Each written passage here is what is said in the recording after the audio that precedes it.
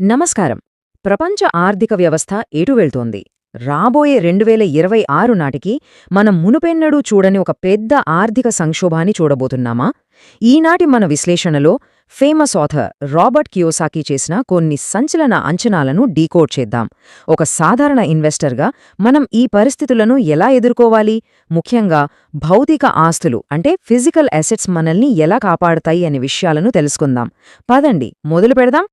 ప్రస్తుతం ఫైనాన్షియల్ ప్రపంచంలో ఎక్కడ చూసినా వినిపిస్తున్న పెద్ద ప్రశ్న ఒకటే. అదేంటంటే 2026లో చరిత్రలోనే అతిపెద్ద స్టాక్ మార్కెట్ క్రాష్ రాబోతోందా? కియోసాకి అంచనాల ప్రకారం చూస్తే ఇది నిజంగానే ఒక పెద్ద ముప్పులాగా కనిపిస్తోంది. ఇలాంటి వార్తలు విన్నప్పుడు కొంచెం టెన్షన్ పడటం సహజమే, అవునా? కాని ఇక్కడ మనం ఏ పక్షం వహించకుండా ఎమోషన్స్ పక్కన పెట్టి కేవలం ఫ్యాక్ట్స్ మాత్రమే మాట్లాడుకుందాం. అసలు ఈ అంచనాలకు ఆధారమేమిటో అర్థం చేసుకోవడం చాలా ముఖ్యం.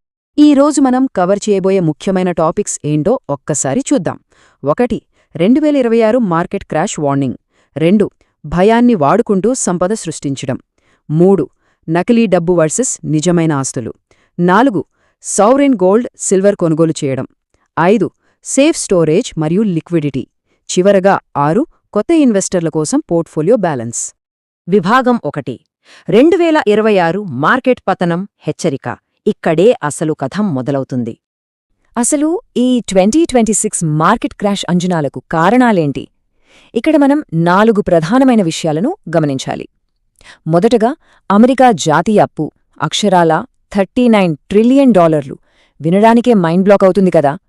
ఇంత పెద్ద అప్పు ఆర్థిక వ్యవస్థ పునాదుల్నే కదిలిస్తుంది. ఇక రెండోది, ఏమాత్రం తగ్గకుండా స్థిరంగా ఉంటున్న 3.3% ద్రవ్యోల్బణం. ఇది సైలెంట్గా మన కొనుగోలు శక్తిని తినేస్తుంది. మూడోది చూసుకుంటే, ఇరాన్ లాంటి చోట్ల జరుగుతున్న యుద్ధాల వల్ల చమురు ధరలు అమాంతం పెరిగిపోవడం. దీనివల్ల ప్రతి వస్తువు రేటు పెరిగిపోతుంది.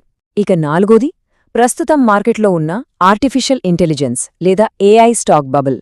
ఈ 4 కలిస్తే ఒక పెను తుఫానులాంటి పరిస్థితులు వస్తాయని కియోసాకి చెప్తున్నారు. 100% క్రాష్ వస్తుందని మనం నిర్ధారించలేకపోయినా ఈ పరిణామాలు చూస్తుంటే ఫ్యూచర్ గురించి ఖచ్చితంగా కొంచెం ఆలోచించాల్సిందే. ఈ కోట్ ఒకసారి చూడండి. రాబర్ట్ కియోసాకి చాలా సూటిగా ఏమంటున్నారంటే, ద్రవ్యోల్బణం మీ డబ్బును దొంగిలిస్తుంది. అంటే ఇన్ఫ్లేషన్ అనేది ఒక సైలెంట్ కిల్లర్ అన్నమాట. మనం బ్యాంకులో డబ్బులు అలా వదిలేస్తే దాని వాల్యూ రోజురోజుకు తగ్గిపోతూనే ఉంటుంది. బయట వస్తువుల ధరలు పెరుగుతుంటే మన దగ్గరున్న కరెన్సీ పవర్ పడిపోతుంది కదా. ఇది మన కళ్ళెదుటే మన సంపదను హరించేసే ఒక అదృశ్యమైన ట్యాక్స్ లాంటిది. విభాగం 2. సంపద సృష్టించే సాధనంగా భయం. కియోసాకి ఆలోచనా విధానంలో నాకు బాగా ఆసక్తికరంగా అనిపించిన పాయింట్ ఇదే. మార్కెట్ క్రాష్ అనగానే మనందరికీ గుర్తొచ్చేది భయం. కానీ నిజానికి ఇలాంటి సంక్షోభాల సమయంలోనే సంపద ఒక్కరి చేతుల్లోంచి మరొకరి చేతుల్లోకి మారుతుంది. భయపడిపోయి చాలామంది తమ ఆస్తులను తక్కువ ధరలకే అమ్మేసుకుంటారు. కాని ముందుగానే ప్రిపేర్ అయిన వాళ్లు, కరెక్ట్ టైం కోసం వెయిట్ చేసే క్రమశిక్షణ గలవాళ్లు ఆ ఆస్తులను చాలా తక్కువ ధరకే కొనేస్తారు. కియోసాకి కూడా మార్కెట్ పడిపోయినప్పుడే బిట్కాయిన్ లాంటివి ఇలానే కొన్నానని చెప్తుంటారు. సో ఇక్కడ పాయింట్ ఏంటంటే, మార్కెట్ పతనమనేది కేవలం ఒక విపత్తు మాత్రమే కాదు, అది సంపద పెంచుకోవడానికి ఒక పెద్ద అవకాశం కూడా. విభాగం 3. నకిలీ డబ్బు వర్సెస్ నిజమైన ఆస్తులు. అసలు నిజమైన డబ్బు అంటే ఏమిటో మనం అర్థం చేసుకోవాలి. రియల్ మనీ అంటే ఏంటి? సింపుల్గా చెప్పాలంటే బంగారం, వెండి లేదా బిట్కాయిన్ లాంటివి. వీటికొక ప్రత్యేకత ఉంది. అదేంటంటే వాటి సప్లై లిమిటెడ్గా ఉంటుంది. ప్రభుత్వాలు వాటిని ఇష్టం వచ్చినట్లు ప్రింట్ చేయలేవు. భూమిలో ఎంత బంగారం ఉందో అంతే ఉంటుంది కదా. బిట్కాయిన్కి కూడా ఒక ఫైనల్ లిమిట్ ఉంటుంది. ఈ లిమిటెడ్ సప్లై వల్లే వాటి వాల్యూ పడిపోకుండా స్థిరంగా ఉంటుంది. దీన్నే రియల్ మనీ అంటారు. మరి ఫేక్ మనీ లేదా నకిలీ డబ్బు అంటే ఏంటి? మన దగ్గరున్న పేపర్ కరెన్సీ అంటే డాలర్లు కానీ ఇంకేదైనా కానీ ప్రభుత్వాలు తమ అప్పులు తీర్చడానికో వేరే అవసరాల కోసమో యంత్రాలలో వేసి వీటిని యథాచెచ్చగా ముద్రిస్తూనే ఉంటాయి. మార్కెట్లోకి డబ్బు ఎక్కువగా వచ్చే కొద్దీ దాని వాల్యూ ఆటోమేటిక్గా పడిపోతుంది. అందుకే దాన్ని నకిలీ డబ్బు అంటారు. ఆయన అంచనా ప్రకారం రాబోయే ఆర్థిక సంక్షోభాన్ని తట్టుకొని నిలబడేవి కేవలం 6 ఆస్తులు మాత్రమే. అవేంటంటే బంగారం, వెండి, చమురు, ఆహారం, బిట్కాయిన్ మరియు ఇథీరియం. విభాగం 4. సావరెన్ గోల్డ్ మరియు సిల్వర్ కొనుగోలు. సరే, ఒకవేళ మీరు ఫస్ట్ టైం ఫిజికల్ గోల్డ్ లేదా సిల్వర్ కొనాలి అనుకుంటే ఏవి కొనాలి? ప్రభుత్వాలు అఫీషియల్గా ముద్రించే సావరెన్ కాయిన్స్ బెస్ట్ ఆప్షన్. ఇక్కడ మనం చూస్తున్నట్లుగా American eagle, Canadian maple leaf లేదా ఆస్ట్రియన్ ఫిల్హార్మోనిక్ నాణేలు కొత్తవారికి చాలా మంచి స్టార్టింగ్ పాయింట్. ఎందుకంటే వాటి క్వాలిటీకి డైరెక్ట్గా ఆయా ప్రభుత్వాలే గ్యారంటీ ఇస్తాయి.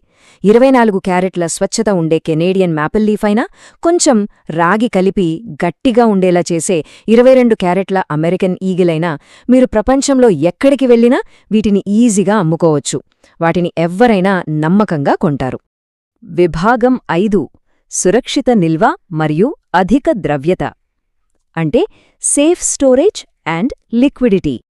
ఆస్తులు కొన్న తర్వాత వాటిని దాచడం ఎలా? ఇక్కడ మీరు కాయిన్స్కి, బార్స్కి మధ్య ఉన్న తేడాను గమనించాలి. ఒకే బరువున్న కాయిన్స్ని, గోల్డ్ బార్స్ని పక్కపక్కన పెడితే బార్స్ చాలా తక్కువ ప్లేస్ తీసుకుంటాయి కదా. అంతేకాదు, కాయిన్స్ పైన చాలా డిజైన్స్ ఉంటాయి. వాటిని తయారు చేయడానికి ఎక్స్ట్రా ఖర్చవుతుంది. దీన్నే మార్కెట్లో ప్రీమియం అంటారు. కాని బార్స్ సాదాసీదగా ఉంటాయి కాబట్టి తక్కువ మేకింగ్ ఛార్జెస్తోనే మనం ఎక్కువ గోల్డ్ లేదా సిల్వర్ని కొనొచ్చు. ఫిజికల్ ఆస్తుల పోర్ట్ఫోలియో స్టార్ట్ చేసేవాళ్ల కోసం ఇక్కడొక సింపుల్ 3-స్టెప్ ప్లాన్ ఉంది. స్టెప్ 1, ముందుగా ఎమర్జెన్సీ వస్తే వెంటనే అమ్ముకోవడానికి వీలుగా ఉండేలా 1 ఔన్స్ సావరెన్ కాయిన్స్ని కొనండి. స్టెప్ 2, ఆ తర్వాత ఎక్స్ట్రా మేకింగ్ ఛార్జెస్ ఆదా చేయడానికి తక్కువ ప్రీమియం ఉండే 1 ఔన్స్ గోల్డ్ బార్స్ కానీ లేదా సిల్వర్ బార్స్ కానీ కొనడం మొదలుపెట్టండి. ఇక స్టెప్ 3, మీ అవసరాన్ని బట్టి వాటిని సేఫ్గా ఇంట్లో కానీ లేదా ఏదైనా ప్రొఫెషనల్ వాల్ట్లో కానీ భద్రంగా దాచండి. చాలా సింపుల్ కదా. భద్రపరచడం అనగానే ఇంట్లో దాచాలా లేక బయట వాల్ట్లో పెట్టాలా అన్న డౌట్ వస్తుంది. ఇంట్లో ఉంటే ఎమర్జెన్సీకి వెంటనే పనికొస్తాయి. కానీ ఇక్కడ ఒక చిన్న చెక్లిస్ట్ గుర్తుంచుకోవాలి.